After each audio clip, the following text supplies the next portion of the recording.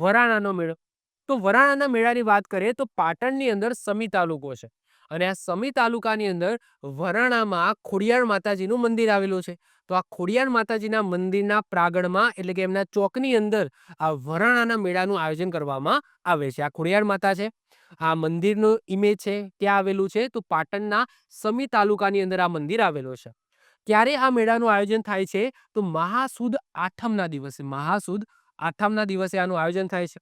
આ મેળાની અંદર વઢિયાર, ઝાલાવાડ, ચુવાડ, રાધનપુર અને સાંતલપુર ગામના લોકો મોટી સંખ્યામાં આવે છે. ખાસ કરીને આ મેળામાં વઢિયાર પંથકના લોકજીવનની સંસ્કૃતિના દર્શન તમને અહીંયા જોવા થાય છે.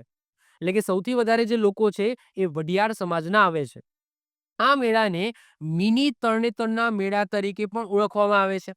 આ મેળામાં આઈ શ્રી ખોડિયારને તલ અને સાકળની બનેલી સાનીનું નૈવેદ્ય એટલે કે ભોગ તમે કહી શકો એ પ્રસાદ સ્વરૂપે આપવામાં આવે છે. તલ અને સાકર આપણા એક્ઝામની અંદર આવા પણ ક્વેશ્ચન બહુ ડીપમાંથી પૂછવા હોય તો પૂછી લે.